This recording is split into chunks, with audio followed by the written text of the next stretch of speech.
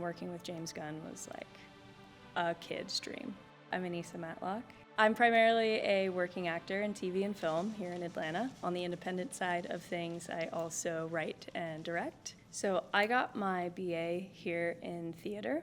Well, they didn't have a film program here yet, but I knew I wanted to do something in the performing arts, whether it be theater, film. I wanted to act. Naturally, that path was theater. I would have to say this theater program, and specifically the guidance and leadership within it, really gave me the foundation to step out of my shell, find my voice, so to speak. Pretty sure the first 2 years here, I got consistent feedback, louder, louder, louder. So yeah, I learned to literally project my voice to the back of the room, but also to enter a room with everything, all of my energy, presence, essence. As far as the acting side of things go and the just professional traversing this field goes, Chantel Thrash has been an ongoing mentor and supporter. It means the world to me to have learned under her tutelage and to still receive messages of support and encouragement. It really means a lot. Good times. Another thing has been, I can learn the whole episode.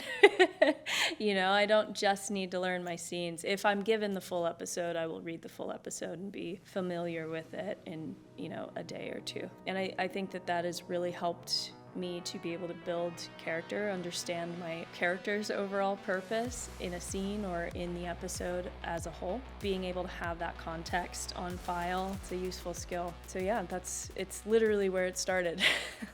My life was here in this building for 4 years. My favorite part here had to be any chance that I got to do musical theater. There was a show called Big Max Takes a Cab. What started out as like an improvisational period piece. It's a musical set in the 20s, so we all came in with our songs from the 20s, and we sort of all collaborated on a narrative and characters around a central theme, which was a murder mystery. So that was one of my favorite shows here. Just felt very collaborative, which the film industry is very collaborative. It was a lot of fun. We got to collaborate with the music department quite a bit. I took classes with their vocal coaches to prepare. I think we even worked with one of the symphony directors here at one point. It was really cool seeing different pieces of the puzzle come together to create something really entertaining. When I was a student here, this wall didn't exist. It was just plywood. Fancy. After graduation, it was a lot of hustle. I immediately tried getting onto sets in different ways. Started in background work. It's like one of the easiest ways to get on set and kind of observe how that machine works on a larger scale. From there, met people, started PAing, made friends with ADs. Eventually I was invited to a scene study and on-camera acting class. And from there I got referred to my first agent. I would say my favorite aspect of being a working actor is just getting to try and learn many different things. For an indie film, I got to learn how to twist a butterfly knife around. It was something that was just like hinted at. They were like, you don't have to do it. And I was like, oh no, I'm gonna learn a few tricks just for this. So getting to do stuff like that, expanding my skill set, and then performing new skills, that's one of my favorite things about the job.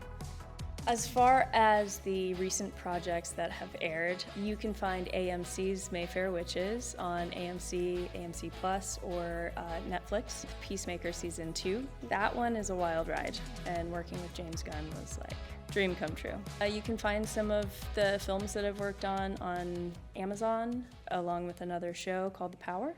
So some of my independent pursuits have mostly been horror. That's my primary genre when I'm a writer, horror and dark comedy. So my latest film project that I co-wrote and co-directed, it's called The Hunted. The Hunted is a action thriller with a supernatural twist. It follows a vigilante duo of women, one of whom may not be fully human. It follows them as they infiltrate and take down human trafficking cells. A lot of what I do as a writer is put causes that are very important to me in my narrative and, wrap it up in a horrific, thrilling, fun story to tell so that people not only get the message, but they're also getting that entertainment or that thrill.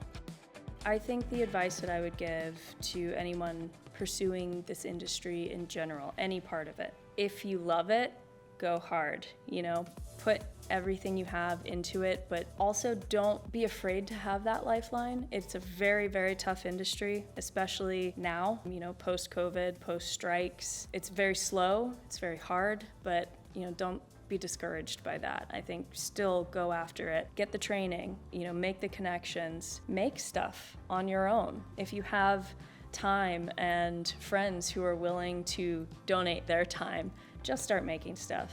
I do recommend always go support the arts. If you hear of a play near you, small theater, large theater, go support it. They're not getting as much funding as they used to, especially in today's climate where the arts, I feel, are really underappreciated. So support means everything.